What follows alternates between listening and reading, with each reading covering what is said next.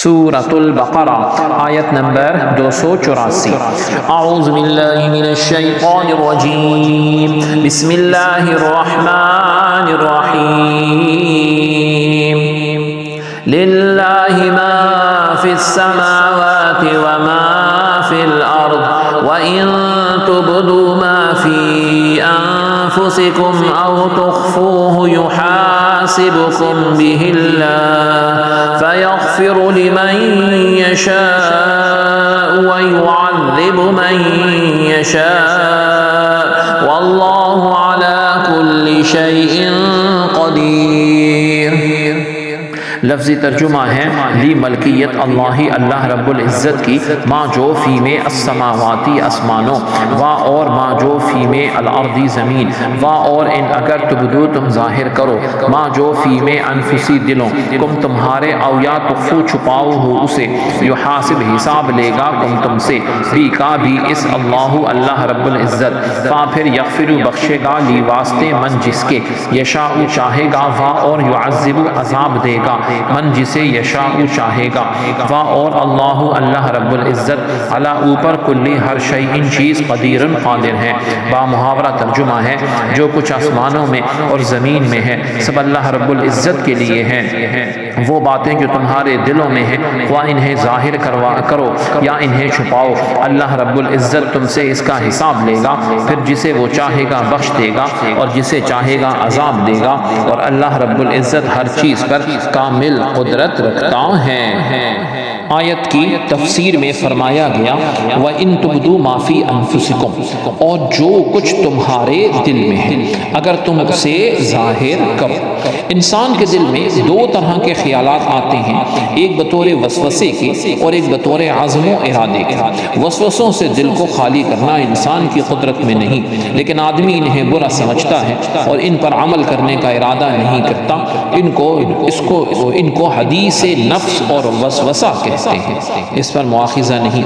حدیث و مسلم کی حدیث میں ہے، مسلم شریف کی حدیث میں رسول اللہ صلی اللہ علیہ وسلم نے فرمایا کہ میری امت کے دلوں میں جو وسوسے آتے ہیں اللہ رب العزت ان سے تجاوز یعنی معافی فرماتا ہے جب تک کہ وہ انہیں عمل میں نہ لائیں یا انہیں اپنے کلام میں نہ لائیں۔ یہ وسوسے اس آیت میں داخل نہیں، دوسرے وہ خیالات جن کو انسان اپنے دل میں جگہ دیتا ہے اور ان کو عمل میں لانے کا قصد اور ارادہ کرتا ہے، ان پر مواخذہ ہوگا، اور انہی کا بیان اس آیت میں ہے کہ اپنے دلوں میں موجود چیز کو تم ظاہر کرو یا چھپاؤ، اللہ رب العزت تمہارا ان پر محاسبہ فرمائے گا۔ حضرت علامہ شیخ عبدالحق محدث دہلوی رحمۃ اللہ علیہ فرماتے ہیں جو برا خیال دل میں بے اختیار اور اچانک آ جاتا ہے اسے حاجز کہتے ہیں، یہ آنی فانی ہوتا ہے، آیا اور گیا۔ یہ پچھلی امتوں پر بھی معاف تھا اور ہمیں بھی معاف ہے، لیکن جو دل میں باقی رہ جائے وہ ہم پر معاف ہے، وہ ہم پر معاف ہے، دل میں باقی رہ جائے۔ پچھلی امتوں پر معاف نہ تھا۔ اگر اس برے خیال کے ساتھ دل میں لذت اور خوشی پیدا ہو تو اسے ہم کہتے ہیں، ہم اسے کہتے ہیں، اس پر بھی پکڑ نہیں، اور اگر ساتھ ہی کر گزرنے کا پختہ ارادہ بھی ہو تو اسے عزم کہتے ہیں، اس کی پکڑ ہے۔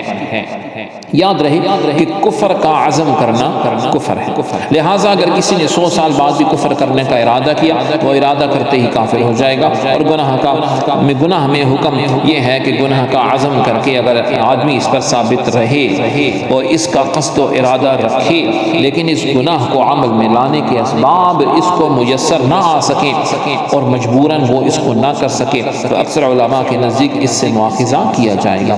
امام ابو منصور ماتریدی رحمۃ اللہ علیہ کا یہی موقف ہے، اور اس کی دلیل یہ آیت ہے، سورہ نور ہے، آیت نمبر 19 ہے۔ اعوذ باللہ من الشیطان الرجیم، بسم اللہ الرحمن الرحیم۔ ان الذین یحبون ان تشیع الفاحشۃ فی الذین آمنوا لهم عذاب علیم فی الدنیا والآخرہ، کہ جو لوگ چاہتے ہیں کہ مسلمانوں میں بے حیائی کی بات پھیلے ان کے لیے دنیا اور آخرت میں دردناک عذاب ہے۔ نیز اس کی دلیل وہ حدیث ہے جس میں فرمایا گیا کہ بندہ جس گناہ کا قصد کرتا ہے اگر وہ عمل میں نہ آئے تب بھی اس پر عقاب کیا جاتا ہے۔ ہاں اگر بندے نے کسی گناہ کا ارادہ کیا پھر اس پر نادم اور استغفار ہو گیا اور اللہ رب العزت اس کو ضرور معاف فرمائے گا۔ یاد رہے کہ انسان کے دل میں شیطان وسوسے ڈالتا ہے، اور بعض اوقات یہ وسوسے اتنے خطرناک ہوتے ہیں کہ انسان کے لیے اپنا دین اور ایمان بچانا مشکل ہو جاتا ہے۔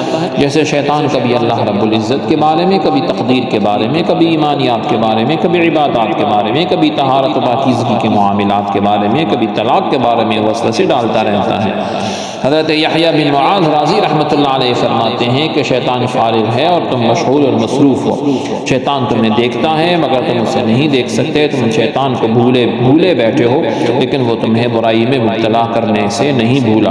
تمہارا نفس خود تمہارا دشمن اور مخالف ہے اور شیطان کا مددگار ہے، اس لیے شیطان اور اس کے حامیوں سے جنگ کرنا اور انہیں مغلوب کرنا بہت ضروری ہے، ورنہ اس کے فتنہ و فساد اور اس کی ہلاکت و بربادی سے بچنا بہت مشکل ہوگا۔ رب العزت ہم سب کو دنیا اور آخرت دونوں کی شاندار کامیابیاں نصیب فرمائے۔ سبحانک اللہم و بحمدک، اشہد ان لا الہ الا انت، استغفرک و اتوب الیک، وصلی اللہ تعالی علی خیر خلقہ محمد وعلی آلہ واصحابہ اجمعین برحمتک یا ارحم الراحمین۔